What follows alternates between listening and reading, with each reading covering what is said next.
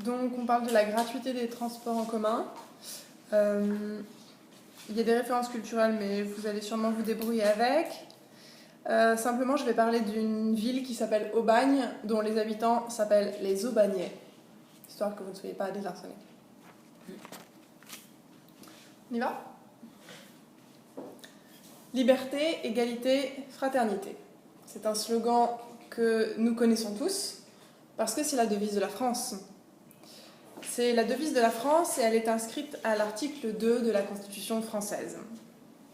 Alors, tout a commencé en fait par liberté et égalité au début, qui était contenu dans la Déclaration des droits de l'homme et du citoyen de 1789. Et le mot fraternité n'est venu que plus tard en fait, autour du 14 juillet 1790. Vous le savez peut-être, c'est la fête de la Fédération, c'est la date à laquelle en fait on a célébré le premier anniversaire de la prise de la Bastille. Et puis bien sûr 14 juillet, je suis sûre que ça vous parle, c'est aussi la fête nationale française. Donc c'est une devise qu'on connaît tous, mais je ne suis pas ici aujourd'hui pour vous faire un cours d'histoire, mais plutôt pour vous parler d'une mesure qui a été prise dans une petite ville française, une petite ville qui s'appelle Aubagne et qui est située dans le sud de la France. C'est une ville qui est située très exactement à une vingtaine de kilomètres à l'est de Marseille. Mais Aubagne est surtout connue pour être la ville natale d'un auteur français, Marcel Pagnol. Et d'ailleurs, c'est Marcel Pagnol qui en fait a fait la réputation d'Aubagne avec ses deux œuvres les plus connues, La gloire de mon père et Le château de ma mère, puisque ces deux œuvres se déroulent à Aubagne ou autour. Et quand on dit Aubagne, un Français, immédiatement, il va penser à cette atmosphère si particulière des œuvres de Marcel Pagnol.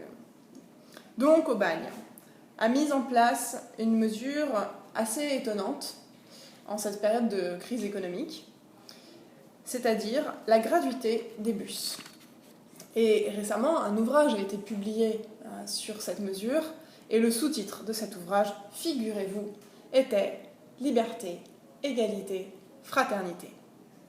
Parce qu'en effet, quoi de plus favorable à la liberté, à l'égalité et à la fraternité que de proposer aux citoyens d'une petite ville la gratuité des transports en commun.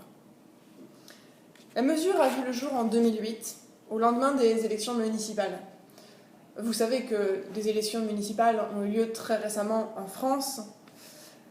2008, c'était les élections municipales précédentes, puisque les municipales en France ont lieu tous les 6 ans. Et en 2008, Aubagne est remporté par un maire communiste. Il l'avait promis, il l'a fait. Le bus gratuit. Le bus, c'est tous les bus, toutes les lignes de bus d'Aubagne. Et gratuit, c'est gratuit, vraiment gratuit, et gratuit pour tous. Alors, la première fois qu'on monte dans un bus sans devoir payer, ça fait un peu bizarre. Ça fait comme si vous rentriez dans un supermarché en n'ayant pas l'obligation d'acheter, pas l'obligation de dépenser quoi que ce soit. Rentrer dans le bus, c'est comme rentrer dans un supermarché. Alors maintenant, les chauffeurs de bus n'ont plus qu'une chose à faire à Aubagne. Ils n'ont plus qu'à vous transporter d'un point à l'autre de la ville.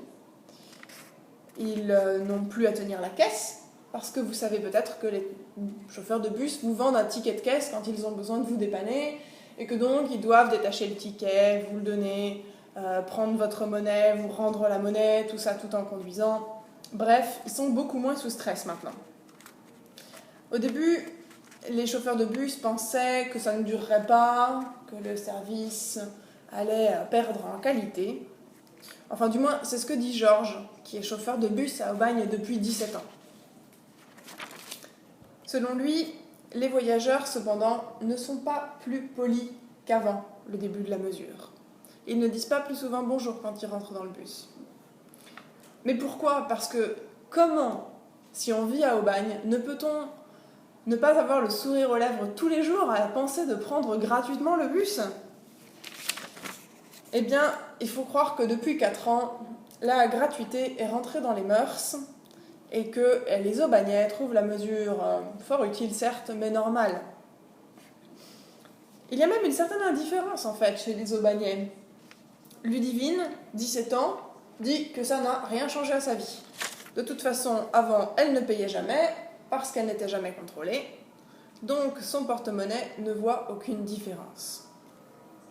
Mais cependant, on a net en droit de supposer que pour des gens comme vous et moi, vous savez, des gens qui n'ont pas l'habitude de resquiller dans le bus, enfin du moins je l'espère, cette mesure aura facilité un peu la vie tout de même. Il y a une différence à Aubagne, c'est qu'aujourd'hui, ils sont plus nombreux à courir pour attraper le bus, évidemment.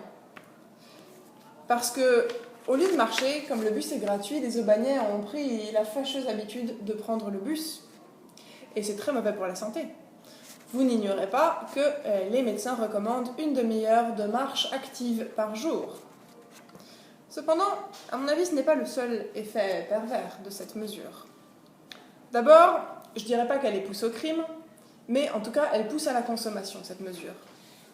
Alors ça peut sembler paradoxal, mais ça ne l'est pas, parce qu'un service de bus, après tout, c'est un service qu'on consomme, qu'on paye ou non.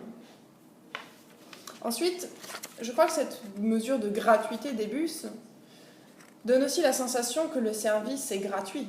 Alors que, si vous y réfléchissez, le service, il est gratuit pour vous, l'utilisateur, mais il a tout de même un coût.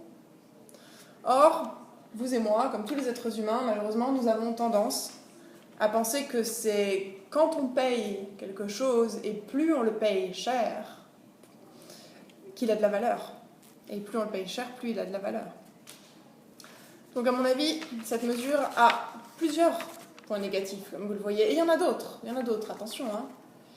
Et je pense que l'un des pires aspects négatifs, c'est que cette mesure renforce le concept d'État-providence. Cet État qui protège, voire assiste les Français.